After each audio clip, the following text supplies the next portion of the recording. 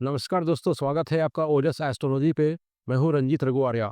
दोस्तों, आज हम समझेंगे कि शनि यानी सैटर्न की जो 10वीं दृष्टि है वो क्या असर डालती है किसी जातक के जिंदगी में।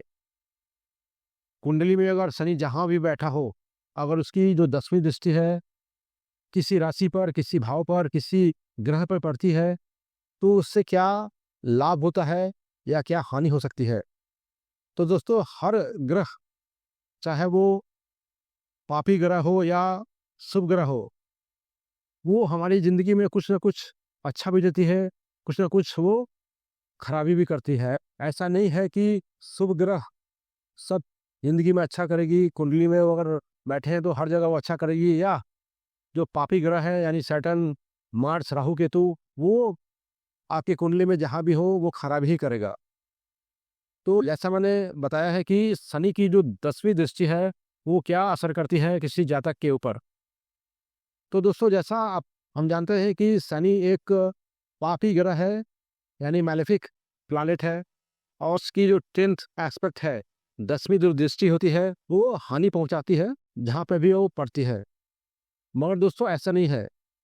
शनि की जो 10वीं दृष्टि है जहाँ भी पड़ती है, वहाँ की जो लिविंग सिग्निफिकेंस है उसमें तो वो कमी करती है, वहाँ हानि देती है। मगर जो भी नॉन लिविंग सिग्निफिकेंस है, वहाँ पे वो अच्छा भी करती है। जैसे शनि की, मान लीजिए शनि की जो 10वीं दृष्टि है सूर्य या सन पे पड़ जाए, या शनि की 10वीं दृष्टि नवम भाव पे पड़ जाए, तो आप जैसा जानते हैं सन पिता का कारक होता है, सन गवर्नमेंट का कारक होता है। तो ऐसे स्थिति में सन पे, सूर्य पे 10वीं दृष्टि पड़ना जातक के पिता के स्वास्थ्य में, पिता के ऊपर समस्या दे सकती है। पर ऐसा भी हो सकता है कि उस जातक को गवर्नमेंट से कुछ लाभ प्राप्त करे, उसे सरकारी जॉब दे, यानी सरकार से उसे लाभ भी दे सकता है।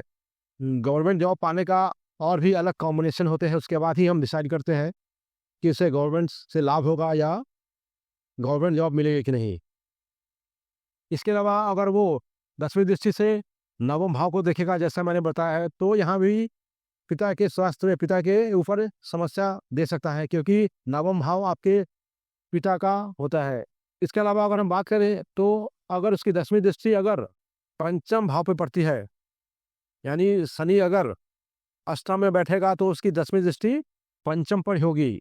पंचम भाव जैसा आप जानते हैं कि सरकार का, गवर्नमेंट का भाव है, एजुकेशन का है, बच्चे का है। तो ये हो सकता है कि आपके बच्चे को वो समस्या दे सकती है, बच्चे होना या होने में समस्या, या बच्चे का स्वास्थ्य में समस्या है कि बच्चे को लेकर कुछ समस्या दे सकती है।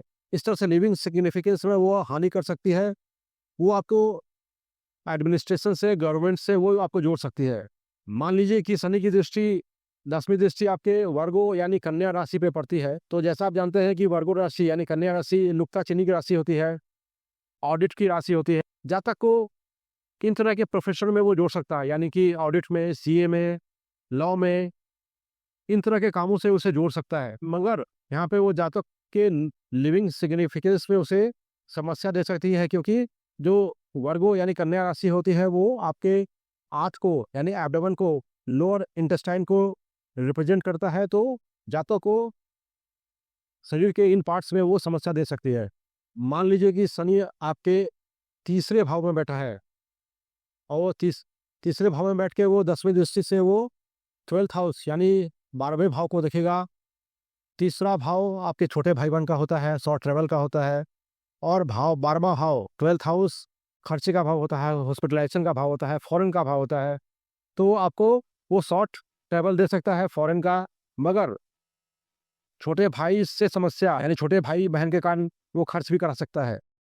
मान लीजिए कि शनि आपके 7th हाउस यानी सप्तम भाव में बैठा, और वो अपनी 10वीं दृष्टि से वो चौथे भाव को देख रहा है। आपका चौथा भाव आपके माता का है, सुख का है, घर गाड़ी का है। और सप्तम भाव आपके पार्टनर का है, पत्नी का है, ट्रैवल का है। तो जब शनि अपनी 10वीं दृष्टि से चौथे भाव को देखेगा तो वहाँ माता को कष्ट दे सकता है। चौथा भाव आपके मन का भी है, तो आपको मानसिक तनाव भी दे सकता है। मगर चौथा भाव आपके सुख का है, प्रॉपर्टी का है, तो वो आपको प्रॉपर्टी भी दे सकता है, गाय भी दे सकता है, आपको ज़मीन के प्रॉपर्टी के काम से जोड़ भी सकता है। आपको वाइफ़ की तरफ से जब शादी होगी तो वाइफ़ की तरफ से भी प्रॉपर्टी दे सकता है, क्योंकि सप्तम भाव से वो चौथे भाव को जोड़ रहा है। तो दोस्तों इस तरह से शनि की 10वीं दृष्टि आपके लिए वरदान भी हो सकती है और आपको वो हानि भी दे सकती है। लिविंग सिग्निफिकेंस के लिए तो वो हानि करती है, मगर नॉन लिविंग सिग्निफिकेंस है वो बढ़ाता है। ये सब जो मैंने कॉम्बिनेशन बताया है, ये इसके और भी हमें योग देखने होते हैं कुंडली में। जैसा कि मैंने बताया कि पिता को हानि, तो और भी योग देखने होंगे, दशा देखने होंगे। जैसा गवर्नमेंट जॉब का बात मैंने बताया, तो गवर्नमेंट जॉब के लिए केवल एक ही योग नहीं है, बहुत से और भी योग है जिसको देख के ये पता करते हैं कि इस जातक को गवर्नमेंट जॉब मिलेगी या गवर्नमेंट से उसे लाभ प्राप्त होगा, या माता का सुख मिलेगा या नहीं मिलेगा, प्रॉपर्टी की प्राप्ति होगी। ये केवल एक योग है। इस केवल एक योग से आप ये डिसाइड ना कर लें कि आपको पूरी तरह से लाभ ही होगा या पूरी तरह से हानि मिलेगी, मगर कुछ ना कुछ अच्छा और कुछ ना कुछ खराब तो जरूर करेगी, क्योंकि शनि की दृष्टि 10वीं दृष्टि बहुत ही पावरफुल होती है।